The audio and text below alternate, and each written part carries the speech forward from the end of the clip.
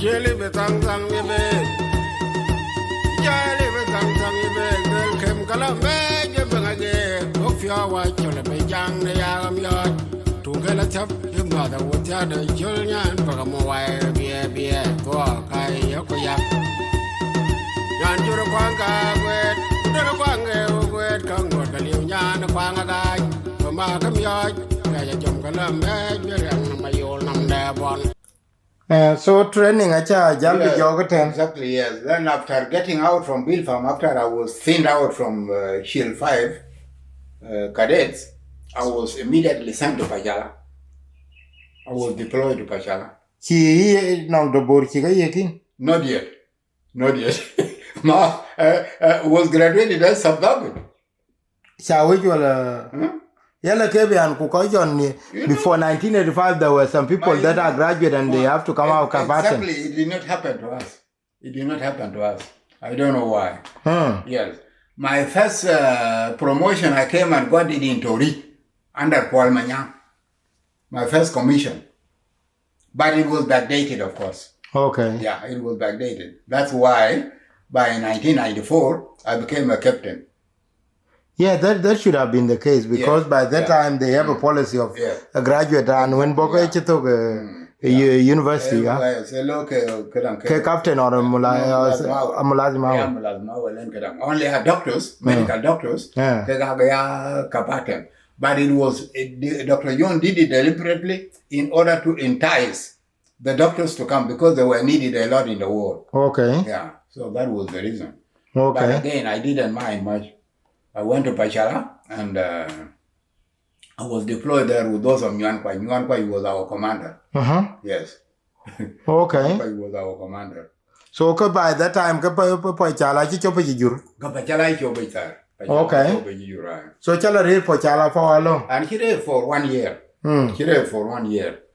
I remember a journalist asking us when our commander was introducing the officers to these journalists. Many of them were former university college students. Some left from medicine, others left from other faculties. So when it came to me, the journalist? Yeah, Nguyen Quai said this was an architect. The man, like he was jumping. An architect? From what university? He was shocked. Yeah, from which university? I said from Khartoum University. He said, and you worked where? I said, I worked with the government. He said, an architect. An architect doing what in the bush? I told him I wanted to identify where I belong. My identity and my freedom. He understood it very quickly, and he said, you had a justification. That was it. Yes. My going to the bush was to identify where I belong. So now after Pachala, I was now transferred by order of the chairman to come and establish the SRRA headquarters in Kapoita. That was November 1989. Okay. Yes, November 1989. That's when I came to Kapoita. And I was given charge of roads, mostly roads. Roads, maintenance of health centers, maintenance of hospitals and schools. That was it. That was now my role. So, and then after the ones writing the proposals to solicit aid. Writing proposals for to donors. To donor community. Yeah, that was our role. So after Kapoita was captured, where were you? I was in Kapoita. Kujalbelon nen chajalotinan. Ma wachijal la Tori. We came out on the 28th. On the 28th of May. 1992. 1992. We got out. We went to Kormashi. And then again, I tell you, that was the most nasty period of ours. We lost many people. If you see the number of dead people on the road, it was bad. You know where you're taking? Yes. Toposa. There ambush, here ambush, here ambush. But so we call Tori again. We first came through Kormashi up to Kidepo. And then we spent two days in Kirepo. We started, instead of going to Torit, the enemy was already advancing from Yes, from Ngalngala. from Nangala coming to you, To Torit. Yeah. So instead of going to Torit, we went through Isoke. Yes. Went through Isoke. We spent the night there, and then we moved out. We were ordered. It was now Commander Kwal giving directives. He said people should move to Lohafrok. Lohafrok is under the Imoto mountain. So we left Ikotos on the left, and we went up to Lohafrok. That's where we went and camped. We stayed in Lohafrok for a few days, I think about 2 to 3 weeks, and then Kwal Manyang gave orders again. And he said, the reorganization zone is Pagere. So everybody move. Report to Pagere. Yes. So again, I was again given orders by the local commander to pass through Ikotos. So I passed through Ikotos. I was given a group of over 200 women and children and Maugin, some of them amputees who were amputated. That it is your responsibility to escort them up to Pagere. So I had to take the responsibility. The squad, the small squad I had, hardly had any bullets. Quindi are you captain or Jala alternate commander? And no, and I'm more a killer captain. Okay. And more a killer captain, and Jabana captain 1994. Oh, okay. Yeah. Jabana captain 1994. So from there, I accepted and I started escorting them little by little. And I told them, especially you, the Maugin, some of you are senior than me in rank. But as of now, I'm your commander. You have to obey my rules. We have to be very careful because all the neighboring tribes were very hostile. Yes. There were ambushes here, ambushes there, ambushes here. So we decided, when we came to Imatong, we decided to make our move to be moving by night. So that you can be more secure. Exactly, so that we can be more secure. So we moved out. We moved out from Ikotos. We came to Imatong. We spent the night there, and we moved out at night.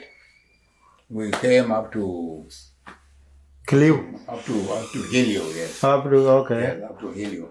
Just at the junction, where I Helio at around 9 a.m. At Helio, at the junction there, I met Young Aring. Young Aring was coming out from Torit. I think he was coming to survey the area to see should there be any withdrawal. Yes. Where do people withdraw to?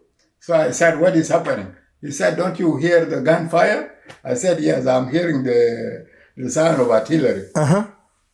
Because the Jalaba Tara Wasal Kor Ingilizi. Kor Doleb. Doleb, okay. Kor Ingilizi Baid. Kor Doleb. Masila Pragasika Betamogu. Yes, exactly. Utorit. Yes, Utorit. That was where they were. So we greeted ourselves with the young Aring and we went in. I told my people, you cross the river, should there be anything. The Kenyan River, go and sit there. If anybody has anything to cook it. And then after that, we'll move in the afternoon. So some of the Maorin said, engineer, please let us go to Torit side that Kwal Manyang can give us transport to Pagere. I said, you. To Mainukumbu, where does Kwal get a car? All the cars are mounted and they are at the battlefront. And then on Ngalngala Road. Yes. In such a situation, why would you get a car? And why would you risk yourself to go and put yourself into danger? Let's just move on foot here through the bush. Kwal is not going to get you a car. Yeah, because he's already tied down. So they accepted. In the evening, we moved. We went up to Ifoto. And then from there, we went through the bush up to Magui. When we reached Magui, everybody was happy. It was a win-win situation despite the suffering. Yes.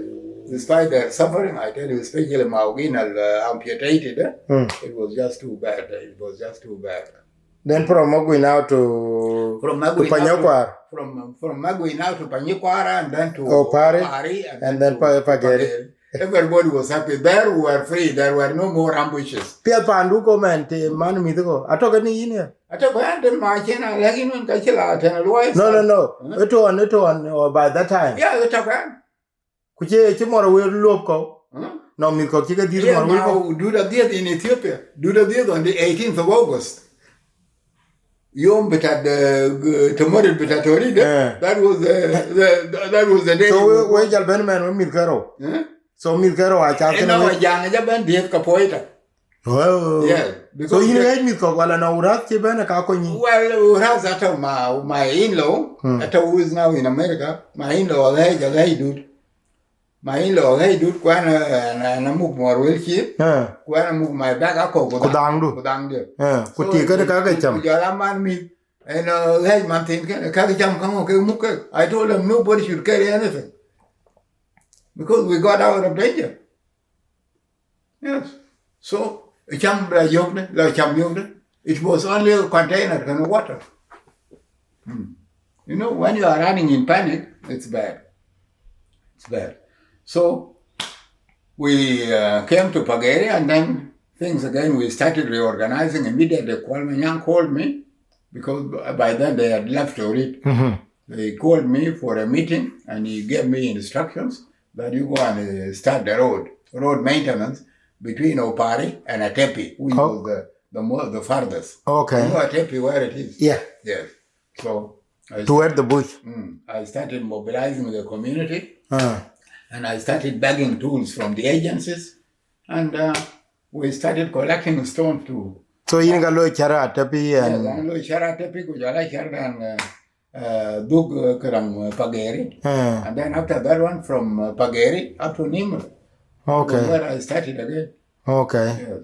We continued that with all that bombardment of Antelope until from 1992 to 1994. 94, I was given orders again to move to Lobony. Lakini ni chijal kan ye dababir ko ten man chijal kan ye kwel ko. Yeah, lani ye kwel ke. In chijal ye dia. No, they almost. Yeah. No, I think they should have, but that. So jali yokula Lobony. Yeah, go to Lobony. Go banjalo ni Manmith. You know, Manmith in 1993, I took permission because she was admitted in hospital. Okay. Aishwa? Yeah, Aishwa. Completed. It was really bad. So I was given permission to take her to Kakuma. Okay. Yeah. I went and took her to Kakuma and came back immediately. Okay. Came back to Pageri. So I was now alone. I was given instructions to go to Lobony. My mission in Lobony was one, to help in the clearance of the airport for airdropping in the middle of Lobony. Okay. Number two, to open the road to Uganda. Awanale. Yes, Awanale. Yeah. Number three, to build a bridge on Agata River. Okay. Number four, to build the airport in Lobony. These 4 projects. And the airport they had in mind was the old Anyanya 1. Anyanya 1 had an airport. The next to Omeri? The one next to Omeri or which one? It is not Omeri. It is actually towards Awenalu, in the middle. Okay. Under the mountain, towards Awenalu, that was the Anyanya 1 airport. When we visited with Osman Asai, it was all potholes. It was very big gullies. It was not feasible. I told them this cannot make an airport. They said, then where shall we find one?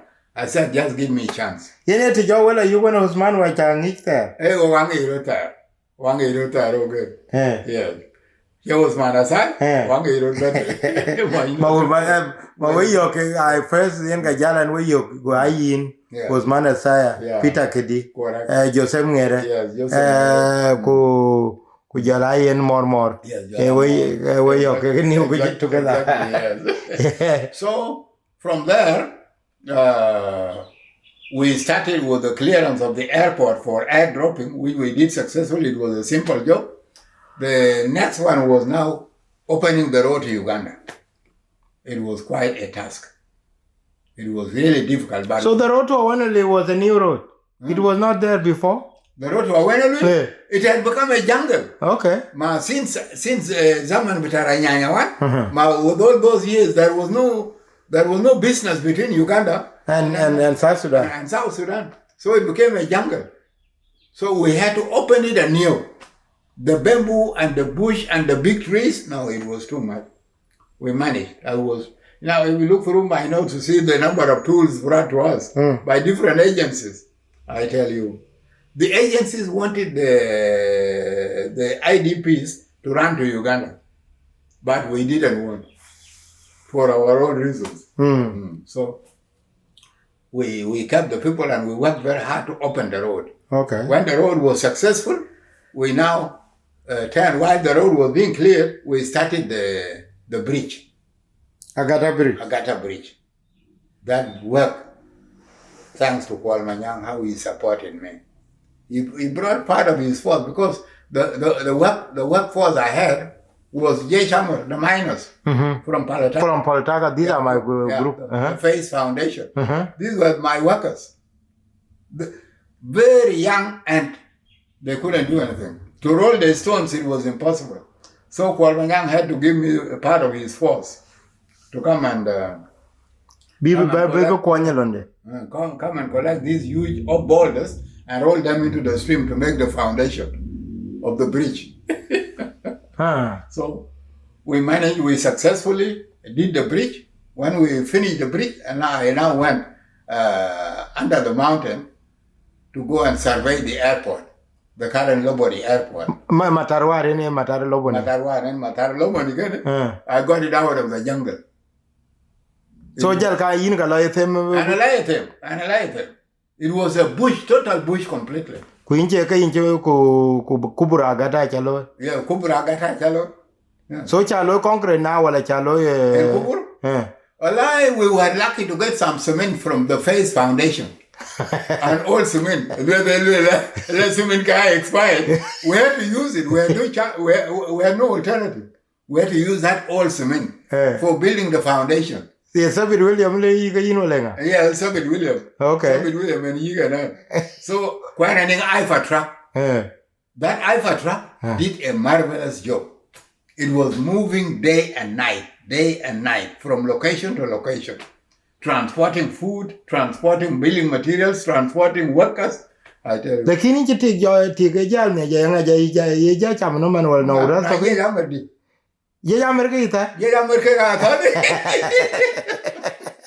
Yes. They cared for me, by the way. They cared for me very well. Sometimes when they cook it badly and I can't eat that, they start crying. I tell you. They really cared for me.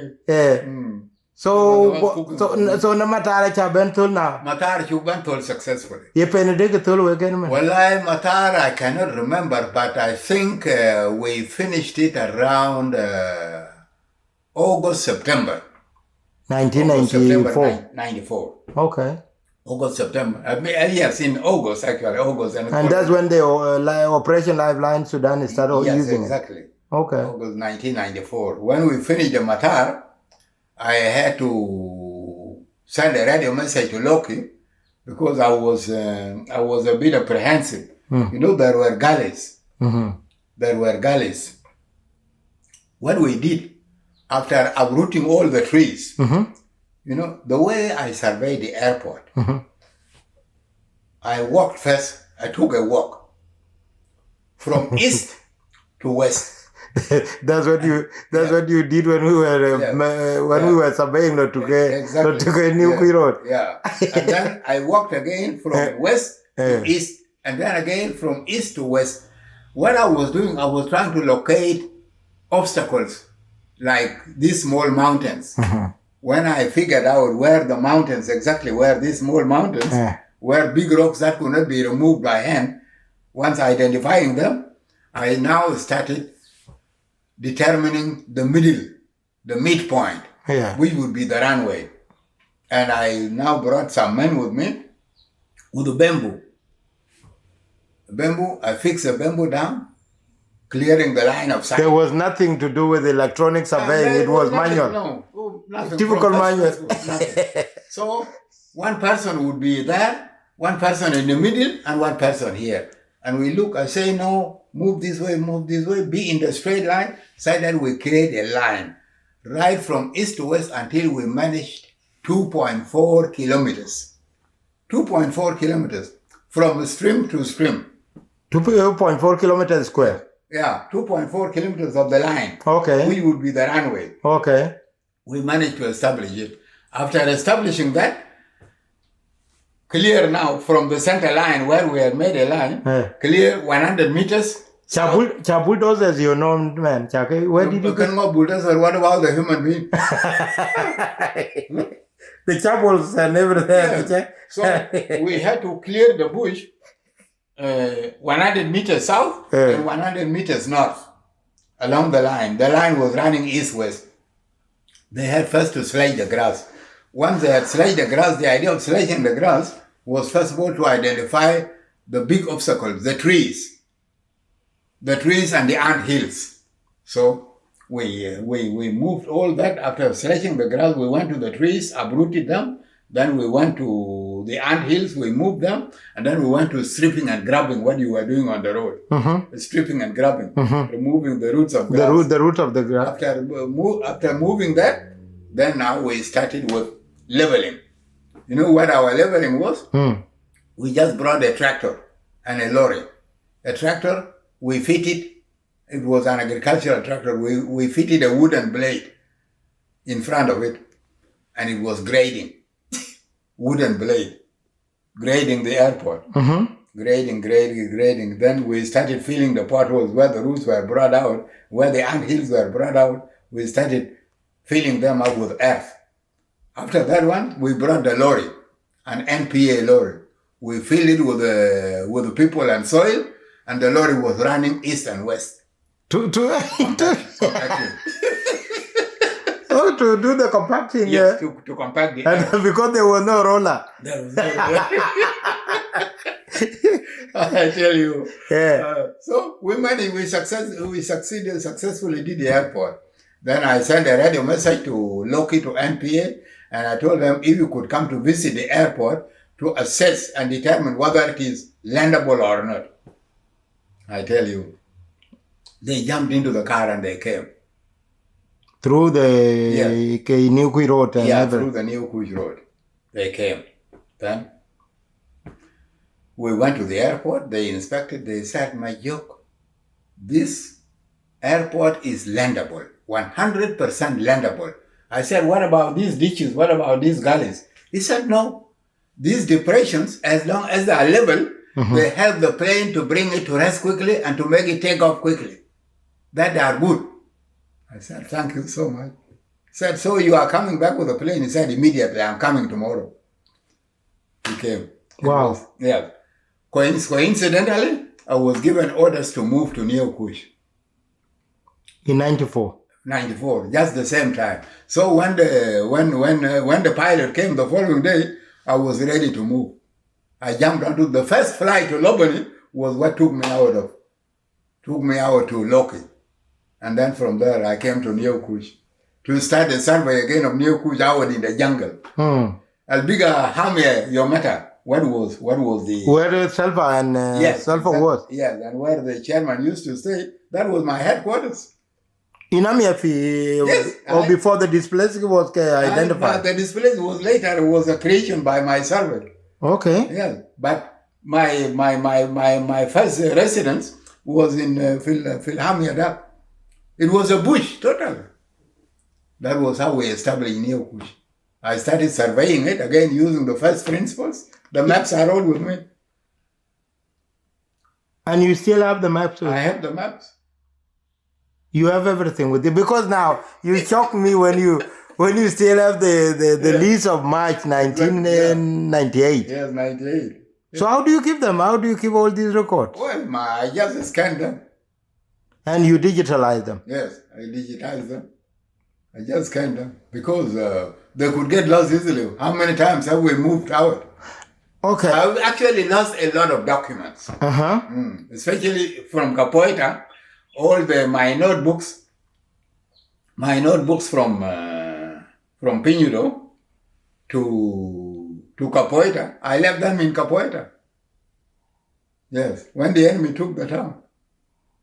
So it was only new notebooks that I started recording, and that's where I learned. When I came to learn the computer, that was where I started to store the information. And now, like I remember when you were when the survey for when the SRRA school was being done, and when the headquarters of SRRA were being done, and then when the guest house was being done in New Kuch. Actually, I was young, but this is where I started observing you. I have them because I was the one who did the drawings. Okay. This is where I was the one. First of all, the beginning of the planning is you do a design and you write a project proposal and you do the estimates and give them to your friends. So I was actually observing you all along. I was young, very young, but I will come there. I tell you were very young. But I will come there. Yes. So most of the building, the main building, the one that was toward the CRS. Yes. And exactly. That was the office. Okay, and the main building, and then the other one. Yeah. I know actually when you start working on those ones. Yes. And when the guest house was being built, the small tukuls. Correct, yes. I was there, and even when the store, exactly, where we start putting our culvert, during the construction, on the way to the displays. Yes. Good experience. So I was observing everything that you were doing. Good experience. You have also made history from being a Jeshammer to become a road foreman and now become a journalist. I tell you. No, there is one thing also you need to know that I didn't tell you. Yes. You used to come to the Diocese of Turin medical clinic. Yeah. I was the nurse there. Really? I was. Oh my God. I was the nurse. Really? I was the nurse. So I would. So you were a jack of all trades. My goodness. I was the nurse. So when you introduced the class in March of, I said, look, I want to have more education because by that time I didn't know whether I'm going to make it to the university. Yeah. So I said, let me try any course that is available. Let me go and do it. So that's where exactly. That's where I collected it. That's where you collected. It's unfortunate I've lost some of my children whom I helped to train, like LRA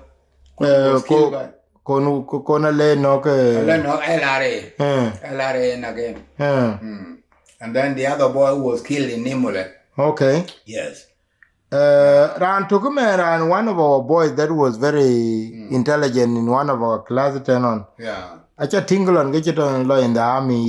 He's in the army. They are all there. Yeah, he's in the army. They have abandoned labor-based work. Yeah. And they have equipped themselves with this machinery. I told them, what are you doing? The machines do not feed a lot of people. They feed only the owners. But labor feeds a lot of people. So, man, jalku on kiwa jaben you kujiten on bin ben ye more jaluke yineten kujal more ben jal. Yeah. Yeah. Kujal ben you gonna call NCA kada? Now, here NCA. NCA was supporting my efforts. Okay. Because they were the partners to us. They were the ones through whom I used to give proposals such that they support whatever we were doing. But now, you remember in 1995, I was terribly sick. Okay. Yes, I almost died. Okay, in New Kujitan? Yes, in New Kujitan. I was terribly sick. And it looked like it was pneumonia or whatever it is. There was a day we were working on the road to Natinga. And then a very heavy rain fell. And then the small car, there was a car given to us by NPA. The car slipped and wanted to fall into that gully. Oh, the corridor. Yes. Yes, the one between nothing and yeah, that's correct. Yes. So my workers, I told them, don't allow the car to fall into the stream because this is the only help we have. So we had to work throughout the rain, cutting all types of trees to block it from falling down. And we worked very hard until the rain stopped on us and brought it out. That was the beginning of my sickness. Yes. And it was very cold by that time. It was very cold. So we managed to get out of the car, and I went home. I went and lit the fire, and I said, in the morning I collapsed. Oh. Yes, so I was taken to Shukurum Hospital unconscious completely. I was taken to hospital by then. Fortunately, Dr. Kameri was there. He admitted me, and I stayed in the hospital for some days. That was now the time the Moya Sukun, the Senior Officers Conference, was started, 1995. You know Moya Sukun? Yeah, the officers' conference. Yes, the officers. That was when we were coming, and it finished, and then that was when the capturing of Mogui and Polataka started on October 26th. Yep. Exactly. Yeah. So from there, I recovered and I came back to Neo Kush, and that was when I started all those programs which we brought you into the training. Now, after some time, when I visited Nairobi, I was found with low blood pressure, and I was found with ulcer, duodenal ulcer. That was Dr. Adwok. So Dr. Adwok made his treatment, and he made a lot of recommendations, and he told me if he could find a way of looking for support from the leaders, this treatment is not going to help you a lot. You need a better treatment. Yes. So I listened to him carefully. When I came back to New Kush, I went to Salva, and I showed him the documents. When he was in New Kush? Yes. Toronto and Amia? Yeah, I know, Toronto and Amia. I showed him the doctor's document, and I told him, you call me engineer, but very soon I could go because I'm sick, and you don't have the money to treat me. Yes. So, can you allow me to go and look for a job? He said, Majok, why are you talking like this? Have you found a job somewhere? I said, no, I've not found a job. But I don't want to desert. To be called a deserter is not good. So, when by Paul? Yes. I'm coming to beg you to allow me to go and look for employment. He said, okay. Now, you go and send out your documents. Whoever will call you, come and tell me, I will release you. I said, thank you very much. So, while we were doing all those training, I was now communicating with these agencies. I was sending out my documents. Fortunately, it was UNICEF to respond first. So UNICEF called me, and they said, now we have a place for you in Yei. Okay. Yes. You have a place for you in Yei. So can you get your release and come, as you promised? I said yes. So I went to Salva, and I told him, here is the job with UNICEF. He said, okay. He wrote to be released officially. He wrote a message to the chairman, and I was released officially. Now I was engaged in Yei as RPO, Resident Project Officer. That was a bit of a difficult role. A Resident Project Officer, you know by then, the SPLM OLS ground rules were already out. The management of humanitarian activities with the codes of conduct. The one that the one that I get great argument with Malok and exactly. So where the MOU was rejected. Exactly. I remember that. So the SPLM OLS ground rules was now my Bible in my hands. So I went to Yei, and most of the conflicts I was resolving between the NGOs, UN, and SPLA were the taxation at Kaya. Taxation was very hot. Because the SPLA were and the concept of SOSCOM was dying.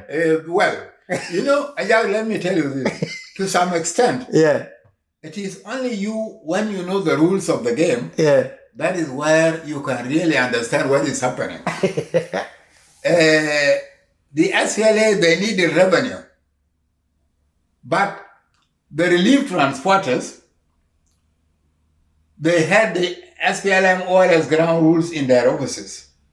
But what happens along the road, they had no idea about it. The drivers of the lorries would come and fill the lorry with their own goods for sale. But they use the agency's logo to manifest what is supposed to be for trade. They manifest it as a relief item. That was practice. The SPLA... And they even transport people when they already are loaded and then go back.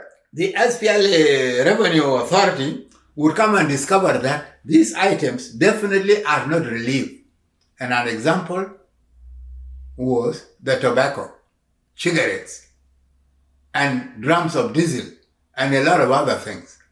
So the SPLA would ask, but when have we been receiving relief of tobacco? This is not an essential need. Of course, that was corruption. That was corruption in disguise.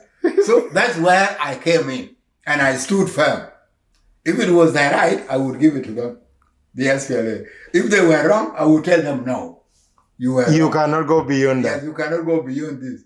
Especially on the lifts, commandeering the NGO and UN cars to put people by force. When the car makes an accident, they come and claim payment from the UN NGO agencies. Those were the problems. What of those Dubat that the officers that will come and order these drivers and to take their loads? But those were some of the problems I was tackling. Were they not intimidating you as well because some of them are seniors? No, I wouldn't accept. Yes, they were senior. Yeah, they were senior than me in rank, but I wouldn't accept that intimidation because the SPLM orders ground rules signed by Dr. Yun were always in my pocket. So I told them, you do your orders, give your orders, but you risk it. Yes, because I'm going to report. I'm not going to keep quiet. That was law and order in the movement. And you are telling me something funny there. Yeah. Because in New Kuch, we were almost free because the army was there. Yes, exactly. We have our own police unit. Nobody was being harassed. Nobody. No, there was nobody being harassed. In SRRA, and then coming to this place, you are just a civilian. That was a semblance of order. You are just a civilian now. Exactly. And even when you have a problem, it's dealt with by the police, and the army will not come there. Exactly. And you were moving at night, at will. Nobody was intercepting you. Where are you going to? No. Because that was totally liberated area. And it was actually a functioning government. Exactly. And even no security man intimidating you anyway. No, there was no intimidation. So that was how I managed Yei, Kaji, and Juba counties. I would travel up as far as Katigiri, near Juba here. Yes, through Lanya. And up to Kansuk and coming down. Katigiri, yes, and then coming down, and then go back. I come to Kaji, and then inside Yei town. That was the job I was doing. That's where I lived there in 92, 93. Okay. So from Morobo. Morobo, Kaya, Yundu, Dodolabi, and up to Kembe, Pakula, and Payawa. You know, those were the areas I was in charge of. Those are the areas I was in charge of touring with the humanitarian agencies. So it was quite a difficult job. Now, Jokujalda, after 2005, where have you gone to after? Now I went to work with the UN from 1980. From 1990. From 1999 now. They engaged me in March 1999. Yeah. Because they asked me in 1998. And I told them no. let me hand over first. Handling the government, Ajak, to be careful about public property, it's something within my conscience. So when they asked me to come immediately, I told them, no, let me hand over. Let me organize to hand over. So all those stores which had food, which had tools, and the workmen, I had to register them all one by one. And my assistant, who was from Western Equatoria, Emilio Mila Daniel. Yes. Emilio Mila Daniel, that was the name. Because I tried to call Chol Tang, but I think Chol Tang Mayai. Chol Tang Mayai. Chol, I think, refused, he declined. Mariala Jag also declined. Yes. So go hand it over to Jaljal. So I handed over to Mila Daniel. I handed over, and then in March, that was when I joined UNICEF. Now I stayed with them when they were faced with the problem of an engineer in Rumbek. They were doing rehabilitation work in Rumbek. The UNICEF. The UNICEF. And Rumbek was becoming the hub for the whole of Greater Barizal. So they requested me from Yei to go to UNICEF. So I went to Rumbek, and I was now manning both engineering projects in Rumbek and in Yambio. Yes, until my contract finished with them in the year 2000. In 2000, immediately my contract ended with them, CRS called me. Okay. Yes, that was how I went again to Ecodos. And I worked with CRS. I was in charge of infrastructure between Loboni, Ecodos, and Nimole. Hey, by that time, Daniel Bakele, you I got him. Daniel Bakele. You Daniel Bakele. Oh, you moya by no real. You know him, huh? I know him because I started, by the time when he was in Ukuju CRS. Yeah. So I was one of the unattacked intern. Okay. So whenever, and by that time SPLM, the concept of a SOSCO Machitawani. Yes. So there was a need that if there are 10,000 people in the camp, we have to say always that we have 15,000. Exactly, yes. And we have to account for... Those were what were called SRRA figures. Yes. And we have to account for it. Absolutely. And Daniel was saying... the SPLM has gone to your mind, even you, the little one. Because we went and... Where would we get the extra food? So what we did is that we went and count Sector 7 on the side of the... Exactly. So I went and confused them, and we were supposed to have 373 houses. Yes. And we are multiplying each house with five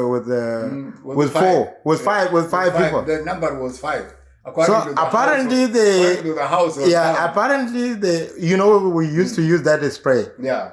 It was then sprayed to 385. Yeah. Where are 100 houses coming from? I said, Daniel, that's correct. He said, no. No. So I know Daniel Makele. Exactly. They all knew, the agencies knew that we had a lot of foul play. But they were also considerate. Yes, they could understand. One humanitarian agency told us in Capoeira, before the enemy took the town from us. And he said, you SPLA, we know your soldiers are getting our food. Okay. Little to one jacket. Little cat on the Jane na jata chamda. Chamda. But I can't look Kubioka Galway. Because King Kumoy me. Kujala Mana Kumoy me. Agumida Paitaraga. I think no Bijo Quake a chair walked up. Could be young one than Mugdan. Can a Nico. But Docker Arabia couldn't can walk for Big Ben Magzan up. We are why we go. Oh, wait. That's true. That was common sense. And we understood it. It was common sense. So actually there were really people who were very considerate. Who were very considerate. So from CRS, SPLM, by orders in 2005, when she agreement, engineer, you come back. So leave the NGOs and come back. And come back, yes. Equality again. So I had to come back and I joined them in Rumbek for the GEM assessment, the joint assessment mission. Oh, okay. Between the government of Sudan, the SPLM, SPLA, and the UN agencies and the World Bank. Were they looking after you because they got you out of good job from the... Well, they got me out of good job, but there was a little incentive given here and there. It was not much anyway. So in Chibijato Okwaldi until the formation of the government of South Sudan and that of Warab State, where I was appointed Minister of Physical Infrastructure. So you got Jogo and Louisiana? Exactly. And Jogo, Louisiana. Because then I think I facilitated one. By that time I was managing the office of Michael Mokwe. Yes. So I facilitated. There was, I think, remember the first the 5 MPs that were sent for Warab Constitution making in Rumbek? Yes, yeah. I facilitated that transfer. Okay. See. Okay. I did that.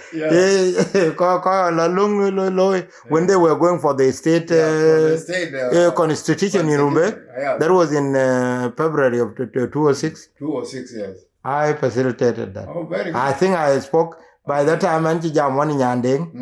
Nyandeng was deputy then. Yeah, Nyandeng was deputy. Deputy then. Yeah. And Louisa Nay was the governor. Yes. And I spoke with, I think in Ketik Jok Muchila on Yithi Kenyan. I think that was the time. Yeah, exactly. So I communicate with them. So Chabela Louis stayed for how long? And he ran for 1 year. But I just decided to tender in my resignation. In 2007? Yeah. In 2006? In 2006, yes. That was December 2006. Okay. That was when I resigned. Yes. Kuja Lotinan? Oh, yeah, yes. I tried to join the market as a businessman. As a businessman. But it was difficult. It was not easy. Until the president had to appoint me to the assembly. To the National Assembly. The man that was in the assembly in Juba was appointed now deputy governor in Warab State after the reshuffle. Who was from Luanyang. Yes. Yeah, so the communities decided that I should take that position. So the president agreed and he appointed me as MP. When we went for elections in 2010, that was how I came back again. As an MP? As an MP. So interim and again MP? Yes, I am MP now. Yes. Now, I want you to make a reflection. And out of your mind, not politics, but look at the little boy, the Wintin on Yen. On the Ben Yokulela, Juretor Kuri can Arab. Kubere, very Tony de Nalila, Yokin Labioka, Kingila Yap. Kujaka Chirolo, Ben of good batchup. Kudom Morwel, Kujalach and Jim and Jadichi Womitku. Exactly. A good Balabek, Kujala do. Now at the age of intiman in over 70. You are over 70. 75 actually. You think you have done your best as a liberator. You think ke pod le bin jam kulele ke pod chatting on your side or you attack it. What do you think about? You see, Ajak Deng, when I think, the first thing that appears is trauma. Trauma from what we had undergone First of all, from the enemy, and then into ourselves. While we were united during the Liberation War, yes, we were united, much better than now. But when we came and achieved what we fought for, we became more divided than we were fighting the enemy. This, to me, it begs the question, and I still insist, I'm still a public figure. And being a public figure, if I take sides with the community conflicts taking place in the villages, automatically I disqualify myself. As a public figure. As a public figure. And I insist, and I keep talking, and I keep writing. The only people that can put this situation right are the very liberators themselves, including Riek Machar. They can bring peace and they can bring peace if they accept in principle. You know, Dr. John, I attended some of his meetings, and the way he used to talk, he used to convince me a lot. I remember many of his meetings I attended, even after the coup of Riek. In 91. In 91. There were meetings he held in Kapoita town. There were meetings he held in Tori town. And it was very clear. What he used to do was, if there was a lot of gossip, he would immediately call for a meeting to go and open up the space for people to speak up. Yes, to speak, express yourself. What do you think we have not done well? And what do you think if we could do it, it could change the situation? It could change the situation we are in. The officers would talk. They would talk their minds. They would challenge the leadership. He would take them on board. After 2 to 3 days, if he saw people smiling, he would know they had released the anger from their hearts. And he would simply ask them, which way do we go? Tamalatimbe. Where will I find the fighters? Okay. That was it. That was how he managed to unite the people. Facing each other with painful issues is the only way forward. Unless the liberators themselves, they open up among themselves and ask themselves, why did we fight the liberation war? If they answer that question, they could bring peace. Peace could come. What I want only is peace among ourselves. That's what I want in South Sudan. And that is continue to be your dream. Yeah, exactly. That's the only wish, because at the age talented. Am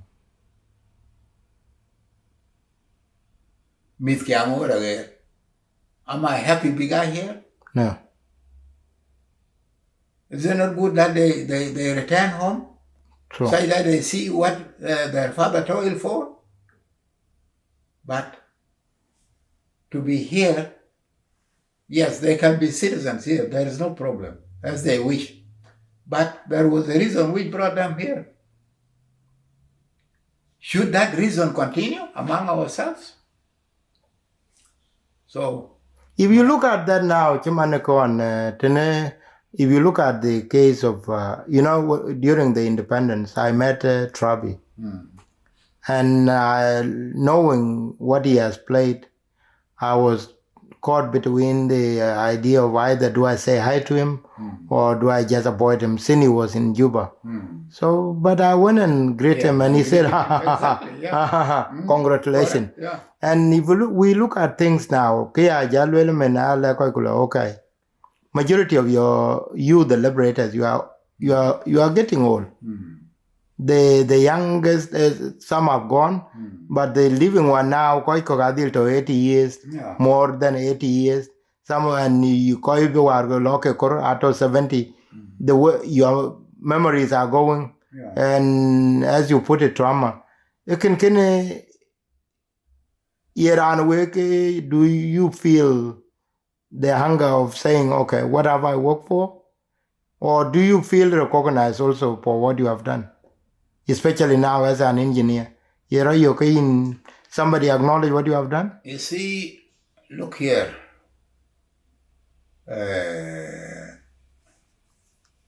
Ajak Manwama, to be very frank to you, what is the recognition? Salva Kiir Mayardit. Salva Kiir Mayardit. His ideas, right from 2005, he has never minced his words. He used to say them very clearly. Right from the All Parties Conference of Southern Sudanese political parties to all other governors' foray, which were held in Juba. He was always insisting on peaceful coexistence, and the only way to remember our martyrs, the only way to pay them to them is to bring peace in South Sudan and to deliver service. Ajak, to me, there was never a better way of putting what South Sudanese need. That was it. Now, where we differ with him is this. You, the leader, when you have defined a direction, you have assessed the road we must take. When you have assessed that, and you have given directives, this is the right road we have to take, it is the duty of the technocrats to deliver that, in order to devise the strategy on how to move along that road by coming up with a plan of action and the resources required. It is not Kiir to go and work out the cost estimating. It is the qualified technocrats in each government ministry to transform the policy into practice. And his duty as the leader is to ask each technocrat or his minister,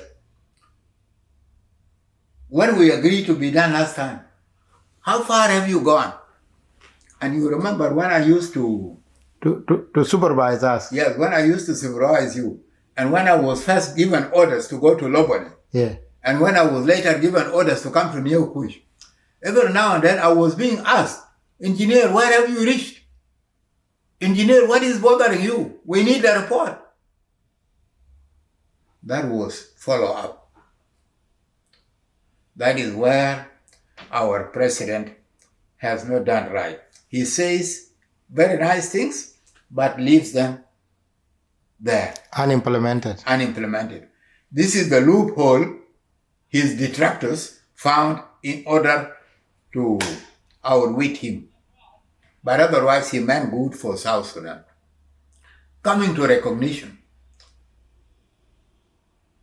to be very blunt to you, when I joined the movement, as I told the journalists in Pajala,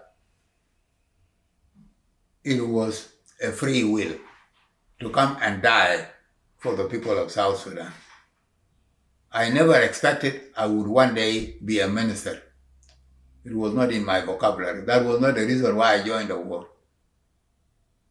But Kiir has given the recognition when I was given the medals in 2019. What else do I need?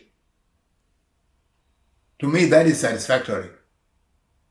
I do not need to be appointed as a minister in order to be recognized. No. That would amount to buying me. It is only based on competence. If he knows that I have the competence to do that, and he tells me, Majok, do it, I tell him, where are the resources? To go and do that. To go and do it. Because I cannot accept a job whereby I will not have the resources to accomplish. How will I be judged? First of all, there must be resources, and then I'm followed up and monitored how I would use the resources. That's it. And there's the difficulty that because the concept of saying a poor minister cannot work for the poor people because you don't have the resources. Yeah, exactly. But majority of politicians don't see that in Junub. No, they don't. They, as long as you are given a position, you go and take.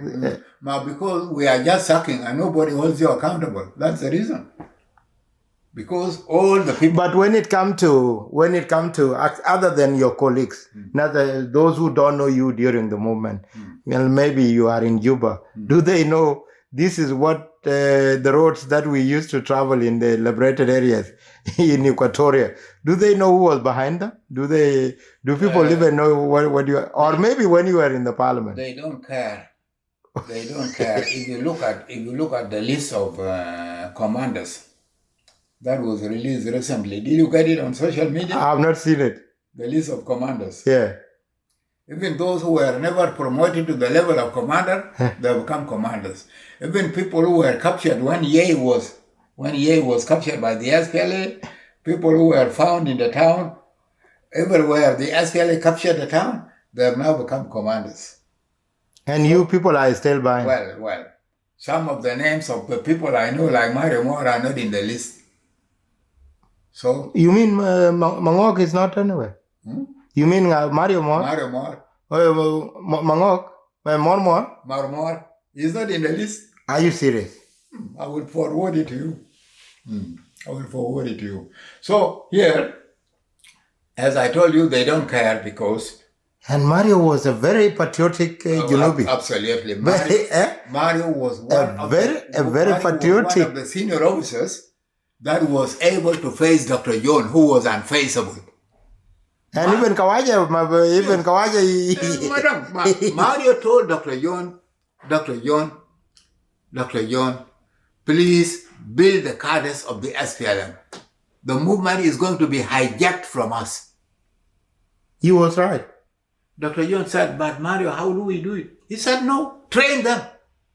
Train them in governance. He said, shooting a gun can be done by even a blind man. That's Mario Moore. Yes, but governance needs qualifications. We need SPLA cadres to be built. Do you know what Dr. John did? Yeah. The people that were sent to South Africa, the people that were sent to Ethiopia for training. You remember? Yes. That was the beginning. This was from Mario Moore. I saw Mangok for first time, Mario Moore in 1993. Yeah. And the guy is very... Yeah, what was bad with Mario was that he had the nerves just right at his nose. Like when he beat Kawaja. Deng Kut. Was it Deng that was in the SRRA in Nairobi. Okay, Deng Kut, Uncle Deng Kut. Uncle Deng Kut. He beat him in the office for something to do with Kawaja Magnum and Ukuchanda. Yes, Kawaja Magnum. Where he did a lot of things in Nimolet. He was beating the table in front of the UNICEF chief. And he said, if the SPLA come to rob this food, what will you do? So the Kawaja said, Bangaloy. Okay. Well, you make a jump in order to keep them away. I used to laugh at them because you keep yourself on busy, but I used to laugh at them, him and Ajak Dut when they are together. But they are relatives anyway. Okay, when they were, because they were all those characters. They are relatives. Now, talk together. There was time, that was in 95, I think. Correct, yes. When they are with a nyar together, and you can look at him and say, more did Iran pay? Completely. So, Mario Moore was really one of the nationalists. He was. And I was saying, if he was alive, Kir would have not been badly off like this. Yes, because he was always a man that would never accept what is unacceptable. Yes. He would Who can talk a little man here? They are going to say. One of the relatives. But they have one blood. Is it? They are relatives. Oh, I know you can get there. Yes. So more, no? From more in the Yankan. Yes. Man Yankan more. Okay. Okay. Okay. So now, Yes. You can look at the camera and then yes. Young generation ku Jechamar and all that. What do you want to tell them from you as something that in your heart or anybody from South Sudan? You see, what I can tell the youth, I told them already. There were prayers. We were organized, I think that was 2016. There were prayers organized in the house of Elena Yang in Juba. And while we were praying for the health of one of our children, and the youth were gathered there. And I said, you, our youth, when people gather like this, yes, we have come to pray. But if there is any national issue that needs to be passed to the young generation, this is the forum where such a message can be passed. I told them the social media. The social media, you have now taken the social media in a very, very, very sensational manner. And you are using it, one, to offend each other, to offend even your elders, which is totally unbecoming in Dinka culture. And you are using it for all sorts of things.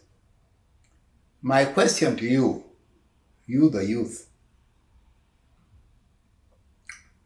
will Dinka culture resist social media and survive and become and remain original as it was? Or will social media overwhelm Dinka culture to its extinction? Or will both social media and Dinka culture intermarry to borrow the benefits of each other such that they improve their ways of performance? I'm asking you this question. I don't want answers immediately, but it is homework for you. Coming back to the question you have asked me, it's the same message I'm passing to our youth. That any learning, whatever new idea comes up, there are always negatives and positives. It is you, the individual consumer of those things, to digest. Look at what is positive and borrow it to strengthen you. Not the negative. And weed out what is negative. From there, you can be able to survive into the future. But if you borrow anything en masse, your survival rate will remain questionable. That's my message. Thank you, Uncle. Thank you for the time, and I'll thank you for the live story. And I hope people will learn from now on. It will be edited, and I'll send you the link when it is done, maybe in a week time. But some of it will be appearing on social media now. So thank you so much. I thank you, Jay Shamar. I thank you. I thank you, Ajak. From Jay Shamar. Jeli betang tang yebe, jeli betang tang yebe, girl kala me je bangage ofya wa chola be jang ne ya am yo tungela chap ye ma da wotya de jolnyan baga mo wa bie to kai yo ko ya yan juro kwanga wet doro kwange wet kango daliu nyan kwanga ga ma kam yo ga ya jom kala me je ran ma yol nam da bon cái yên với chắc không mua tôi coi về can cái này là ping này Ajak Deng Chiengkou